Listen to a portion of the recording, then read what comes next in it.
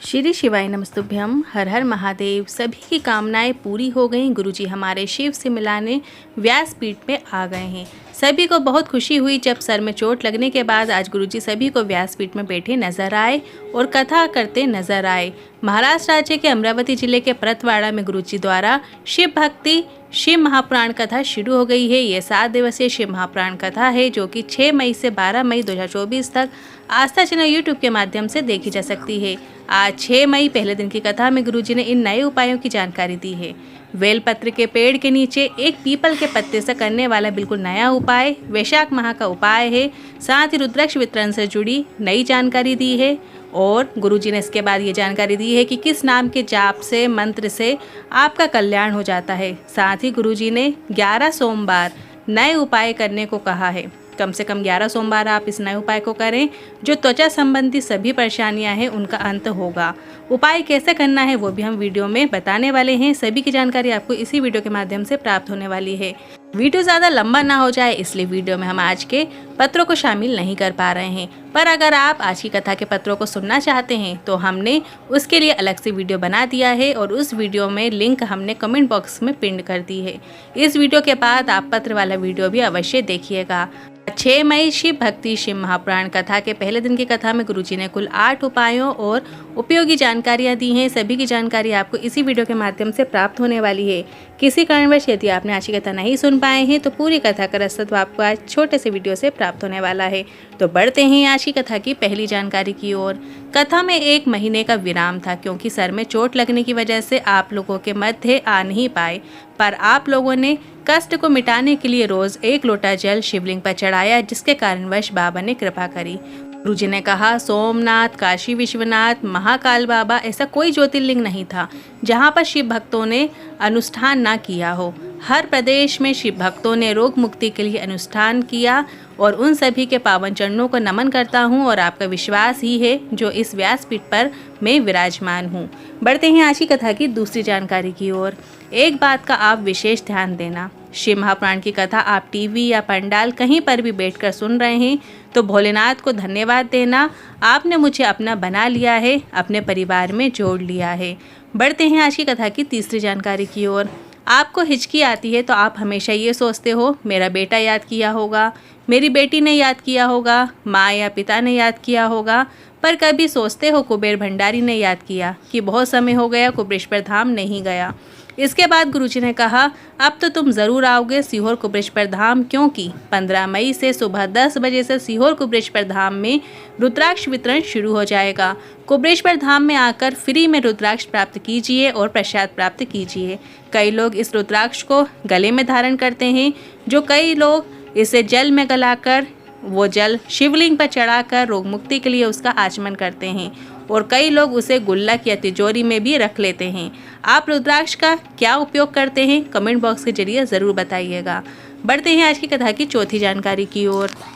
गुरुजी ने बताया, आप कहीं से भी गंगा जल को लाकर अपने घर में ले जा सकते हैं। हरिद्वार, प्रयागराज या कहीं पर भी से जल ला सकते हैं, पर काशी का गंगा जल भर के नहीं लाया जाता क्योंकि वहाँ ना जाने कितने छोटे छोटे जीव हैं जो काशी में मुक्ति प्राप्त करने के लिए गंगा में समाहित होते हैं और आप जल को घर ले आते हैं तो वो जल में जो जीव होते हैं वो आपको बद्दुआ दे देते हैं। पर इसके बाद गुरुजी ने विशेष जानकारी दी, आप अगर काशी का जल लाना चाहते हैं तो पहले आप वहां घाट में या काशी विश्वनाथ में 1 लोटा जल अर्पित करें और भोलेनाथ से प्रार्थना करें कि हम यह जल शुद्धिकरण और कल्याण के लिए लेकर जा रहे हैं। इस प्रकार से आप काशी विश्वनाथ का जल घर लेकर आ सकते हैं।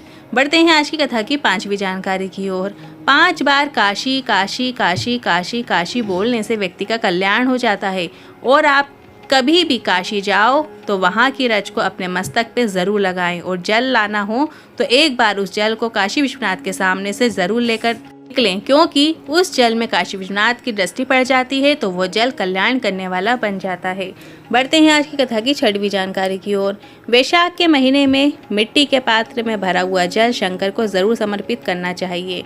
वैशाख के महीने में यदि किसी नारी को संतान नहीं हो रही है और 30 साल हो गए हैं तो 30 साल से ऊपर वाली महिलाओं के लिए गुरुजी ने आज ये उपाय बताया है कि पीपल के पत्ते को बेलपत्र के वृक्ष के नीचे रखकर पिपलेश्वर महादेव का नाम लेते हुए 7 बार उस पर जल समर्पित किया जाता है और उस पीपल के पत्ते को घर ले जाकर और गाय के दूध में उसे उबाल कर उस दूध को पति पत्नी रात्रि में पिए। ऐसा क्रम यदि आप वैशाख के महीने में 3 से 4 बार किया जाए तो उन्हें संतान की प्राप्ति होती ही है। आप ये उपाय वैशाख के महीने में रविवार के दिन छोड़कर कभी भी किसी भी दिन कर सकते हैं। आप कल के दिन भी ये उपाय कर सकते हैं। बस पीपल के पत्ते को उबालने के बाद आप उसे किसी वृक्ष के नीचे छोड़ सकते हैं या निर्वाल्य रूप में विसर्जन भी कर सकते हैं। छोटा सा उपाय है, बस 30 साल के ऊपर वाले लोगों के लिए जिन्हें संतान प्राप्ति नहीं, उन लोगों को इस उपाय को करना है। सिर्फ पीपल के पत्ते को उठाकर आपको बेलपत्र के वृक्ष के नीचे रखना है। वो पिपलेश्वर महादेव के नाम लेते हुए आपको उस पीपल के पत्ते के ऊपर आपको 7 बार जल समर्पित करना है और इसके बाद पीपल के पत्ते को उठाकर आपको गाय के दूध में उसे उबालकर दोनों पति पत्नी को पीना है। कम से कम महीने में आप वैशाख के महीने में 3 से 4 बार इस उपाय को कर सकते हैं। अब बढ़ते हैं अगले 7वें उपाय की ओर। जैसा आप घर से बाहर निकलते हैं तो दवा लेकर निकलते हैं, उसी तरह आप घर से निकलो तो अपने माता पिता का आशीर्वाद लेकर निकलो। तो आपके साथ दुआ भी चलती है और जब दवा और दुआ आपके साथ चलती है तो आपको जीवन में उन्नति देखने को मिलती है। बढ़ते हैं आज की कथा की 8वीं जानकारी की ओर। आज गुरुजी ने त्वचा संबंधी किसी भी प्रकार की समस्या होने पर एक विशेष नए उपाय करने को कहा है। गुरुजी ने यह उपाय 11 या 21 बार सोमवार को करने को कहा है। तो 21 सोमवार या 11 सोमवार को आपको इस उपाय को करना है।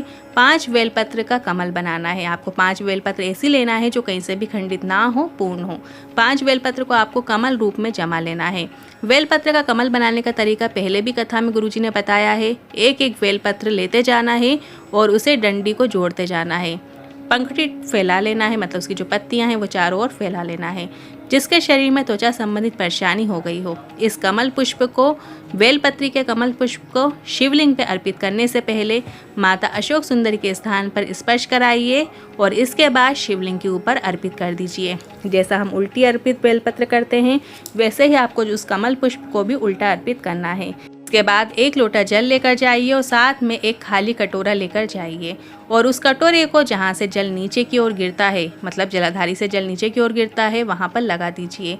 इसके बाद कलश का जल शिवलिंग के ऊपर अर्पित करना है और इसके बाद कटोरे में प्राप्त किया हुआ जल और 5 बेलपत्र को प्राप्त करके घर आ जाना है। एक ही दिन में 5 बेलपत्र सुबह से लेकर शाम तक के बीच में आपको खा लेना है। एक एक बेलपत्र आपको, मतलब जो 5 बेलपत्र आपने कमल पुष्प बनाए वही 5 बेलपत्र आपको उठा कर ले आना है। वो जो कटोरे में आपने जल झेला है उसको लेकर आ जाना है। इसके बाद 5 बेलपत्र आपको सुबह से लेकर शाम के बीच में आपको खा लेना है और वो जल का आचमन 5 बार में कर लेना है। धीरे धीरे जैसे तुम्हारे सोमवार बढ़ते चले जाएंगे वैसे वैसे आपकी सोराइसिस या जो भी त्वचा संबंधित आपकी समस्या हो वो धीरे धीरे समाप्ति की ओर होती चली जाएगी।